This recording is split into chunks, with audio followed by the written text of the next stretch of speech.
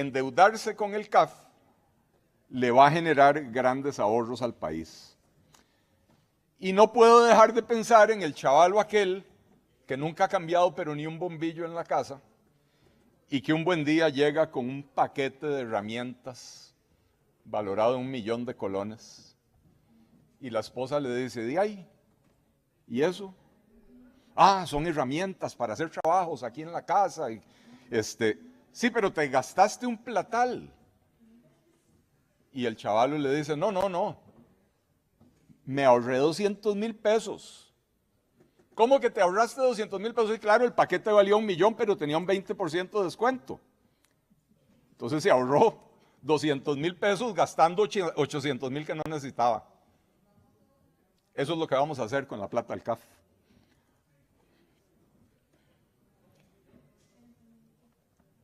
El día de ayer el diputado Jason Valverde hizo una muy emocionante presentación de doña Carmencita Granados en la votación para el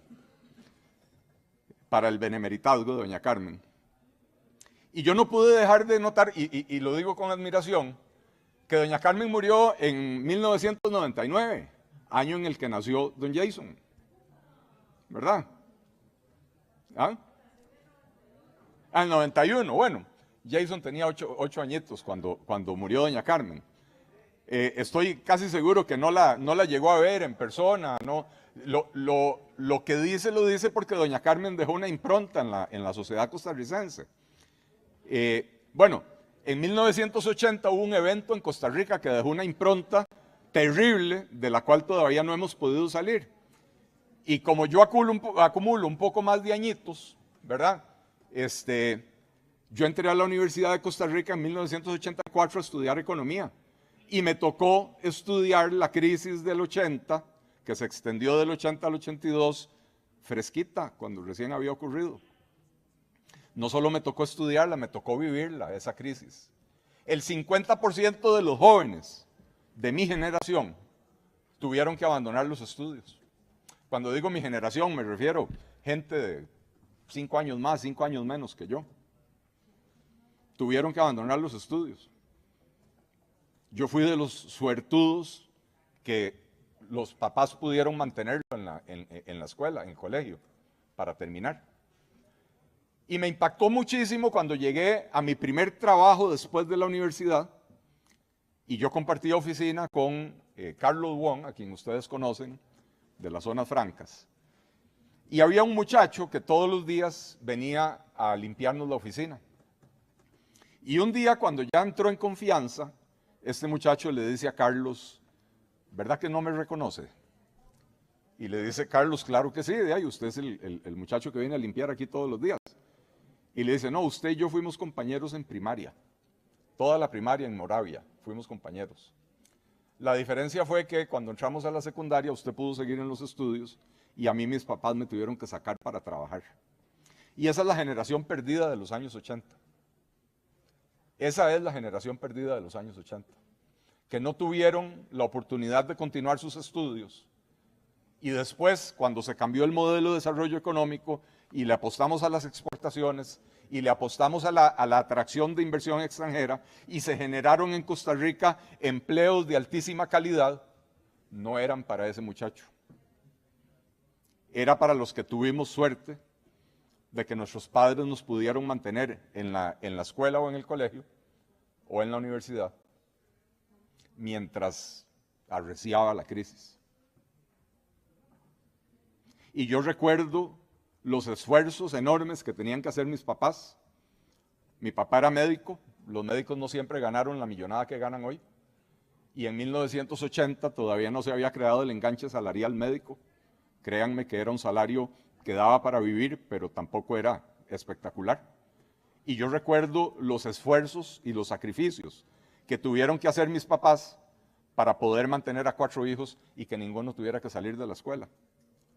Y yo recuerdo también cuando mi mamá me decía en vacaciones, váyase al estanco, yo me iba en bicicleta, nosotros vivíamos en Sabana Norte, el CNP estaba en Sabana Sur, váyase al estanco a hacer fila. Y mi mamá llegaba 3 o 4 horas más tarde, yo le tenía el espacio ocupado en la fila para que pudiera llevarse una bolsa de arroz y una bolsa de frijoles. ¿Y qué fue lo que pasó en 1980?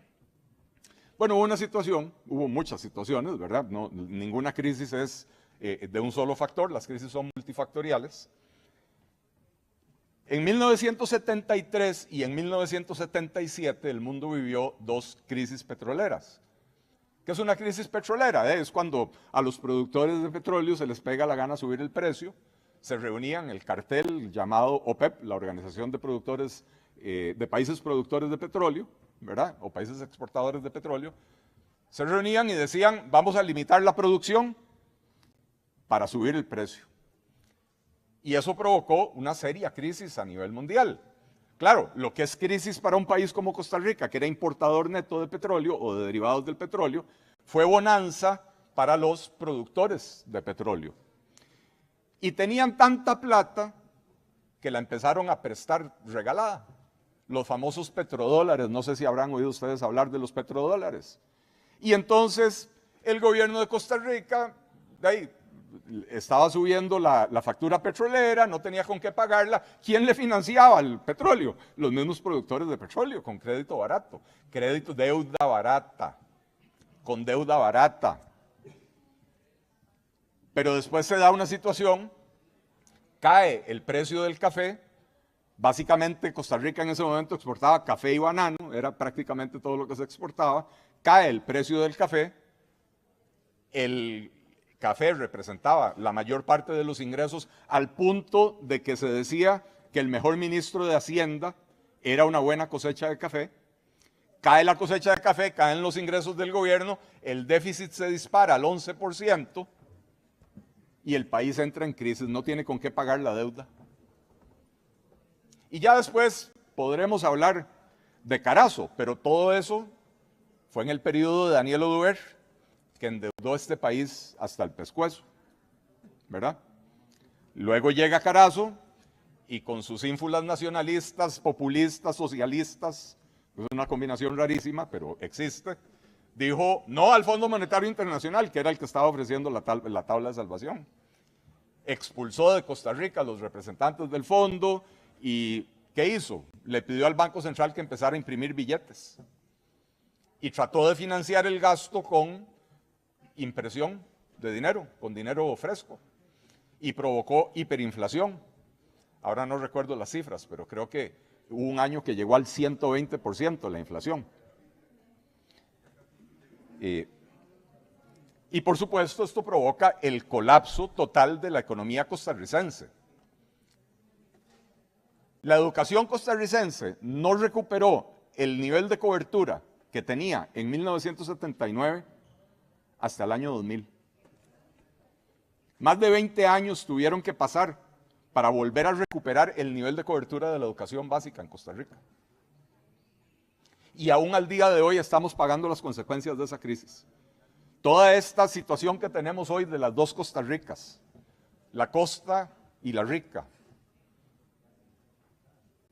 todo eso viene de esa crisis de 1980. Y esa crisis de 1980, en resumen, fue una crisis de endeudamiento externo, porque los gobiernos no se midieron, se endeudaron excesivamente pensando que el precio del café iba a crecer permanentemente, la cosecha del café iba a ser siempre más grande, y no es así. Y no es así. Y entonces caímos en una crisis profundísima. ¿Y por qué les cuento esta historia? Porque hoy estamos incurriendo en un enorme riesgo debido al excesivo endeudamiento externo del gobierno. La deuda externa pasó de representar el 20% de la deuda total en el 2018 al 27% el año pasado, y ya a estas alturas andamos por el 30%. Está creciendo a un ritmo demasiado rápido. La deuda externa creció de 6.142 millones de dólares en el 2018 a 15.008 millones de dólares abril de este año. 7.020 de esos 15.008 millones de dólares los aprobó esta Asamblea Legislativa. a este gobierno. Entonces, compañeros, no nos engañemos con el cuento de la deuda barata. Las cosas no son lo que parecen. La deuda barata es una trampa. La deuda barata es una trampa que le permite a un país como Costa Rica no hacer reformas profundas porque siempre puede seguir financiándose el desperdicio. Y eso fue lo que pasó en el 2017, que estuvimos al borde del colapso económico, lo que obligó al país a la carrera a hacer una reforma fiscal que hoy nos estamos lamentando, porque la reforma fiscal, si bien se venía discutiendo por 25 años, el texto definitivo se tuvo que elaborar a la carrera, y esa reforma fiscal, importante como fue, no lo podemos negar, contiene un montón de excesos. Excesos hasta en el control del gasto, que estamos lamentando hoy en día. Y no quiero, me mencionan aquí los compañeros el caso de Argentina. Bueno, Argentina es campeona mundial, aparte del fútbol, en crisis económicas y en endeudarse y en provocar crisis profundas cada 10 años más o menos, una vez por década lo hacen, ¿verdad? Y Costa Rica lamentablemente está entrando en un ciclo argentinizado de la economía, donde se producen crisis más a menudo de lo que estábamos acostumbrados. Desde el año 1980 hasta el 2008 habíamos pasado bastante bien. Y todavía la crisis del 2008, a pesar de lo grave que fue a nivel mundial, Costa Rica salió relativamente bien parada. Pero no podemos seguir con ese cuento de la deuda barata. En primer lugar, porque ustedes ya saben, compañeros, porque lo hemos explicado aquí hasta la saciedad, no existe eso de deuda cara por deuda barata.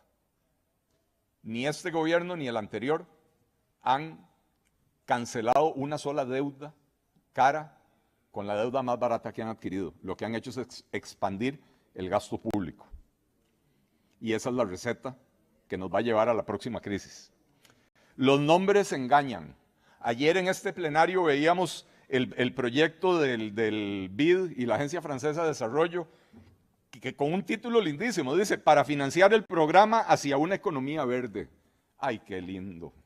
En un país que se precia de conservacionista, de tener el 28% del territorio protegido en parques nacionales y el 50% del territorio con diferentes niveles de protección. ¡Qué belleza! Nos van a ayudar a financiar el programa hacia una economía verde. No, señores, es un crédito de apoyo presupuestario, y un crédito de apoyo presupuestario quiere decir, gobierno, gasten lo que se le pegue la gana. Y yo les garantizo que no hay ninguna intención de gastar un centavo de esos 400 y el resto de millones de dólares en nada que tenga color verde. Ni siquiera en banderas del PLN. Hoy estamos hablando del CAF, y el gobierno está negociando en este momento un crédito de 500 millones de dólares con el CAF. Vean qué lindo el nombre. Programa de apoyo a la emergencia generada por la pandemia del COVID-19 en Costa Rica. No es que ya pasó la emergencia del COVID-19. ¿En qué creen ustedes que se va a usar esa plata cuando venga acá? Apoyo presupuestario. En gobierno, gástelo en lo que se le pegue la gana. Compañeros, los nombres de las cosas engañan. La deuda barata no es nada más que una trampa, es una droga. Es una droga a la que un país se acostumbra y de la que después no puede salir hasta que cae al fondo del precipicio. Cuando uno cae en lo personal, en el fondo del precipicio, aparece un amigo, un hermano, un padre, a extenderle el brazo. Cuando un país cae al fondo, aparece el Fondo Monetario Internacional y le dice, vea papá, o hace lo que yo le digo, o se jode, ¿verdad? A mí realmente me cuesta entenderlos a ustedes, compañeros. Le voy a pedir a don Andrés Mena que si por favor me pasa un video que le pedí, que le presenté. Increíble que los diputados que estamos aquí no lo entiendan. Que el 45% de nuestro presupuesto anual se lo come la deuda y el pago de intereses. ¿Hasta cuándo quieren seguir amarrando el cordón en el cuello del costarricense y jalando el mecate para ahorcarlos? Más del 45, el 50, el 60, ¿cuánto quieren? Pero aquí hay diputados irresponsables que insisten en seguir endeudando a este país. Insisten en que sigamos endeudando y sigamos jalando el mecate para ahorcar a los costarricenses con esta deuda que ya se está haciendo inmanejable. Que sí ocupamos este crédito, que el gobierno y el Ministerio de Hacienda lo tiene planificado para cumplir y honrar sus compromisos de deuda. A ver, como dijo el diputado Barrantes, sí lo queremos y sí lo ocupamos. Muchas gracias, don Andrés. Compañeros, ustedes lo vieron, estas fueron las intervenciones de ayer del oficialismo. Por un lado dicen que más deuda es ahorcar a los ticos, en lo cual tienen toda la razón, llevan absolutamente toda la razón. Y dice doña Pilar que hoy en día el 45% del presupuesto se va en el servicio de la deuda y pareciera que la solución para eso es endeudar más al país. Si endeudamos más al país vamos a tener un servicio de la deuda mayor, señores y señoras. Dicen que más deuda es ahorcar a los ticos, pero piden acceso a más y más crédito y ustedes, compañeros, parece que quieren correr a autorizarlas. Hablemos entonces de lo que está pasando en esta discusión del CAF. 302 millones de dólares que Hacienda tiene reservados para enterrarlos en una organización que se llama Corporación Andina de Fomento, a cambio de la promesa de poder acceder a alrededor de 5.000 millones de dólares de deuda nueva. Deuda nueva. Esa deuda va a incrementar el servicio de la deuda, no lo va a disminuir, porque una vez más, compañeros y compañeras, esa deuda nueva se va a utilizar para financiar gasto nuevo, no para cancelar deuda vieja. Y entonces vamos a enterrar 302 millones de dólares que podrían alcanzar, por ejemplo, para 19,000 bonos de vivienda, o que podríamos utilizarlos como hemos propuesto en el Partido Liberal Progresista, los primeros 62 millones de dólares que corresponden a este año, para crear aproximadamente 1.200, 1.500 plazas de policía, aproximadamente 250 plazas de agentes investigadores judiciales para el OIJ, aproximadamente 120 plazas para la Fiscalía General, para que puedan acelerar el trámite de los casos que les llegan, que podemos con eso dotar de vehículos, uniformes, armas y equipo de comunicación a todos esos cuerpos de seguridad y al servicio penitenciario costarricense, y eso es solo los primeros 62 millones de dólares. Y los del próximo año podríamos destinarlos, por ejemplo, a construir una cárcel nueva, para albergar a todos esos criminales que ojalá, con los recursos que le damos a la policía para fortalecerla, más la legislación que se está revisando en este momento en esta Asamblea Legislativa para endurecerla, que ojalá que esa combinación de factores reditúe en sacar de la calle a todos esos criminales, narcotraficantes, sicarios que andan campeando, que andan libres mientras nosotros vivimos tras rejas. Y ahí estamos hablando solo de los primeros 2 años. Y todavía nos quedan otros 3 años más de 60 millones de dólares. Podríamos pensar en fortalecer la policía de tránsito,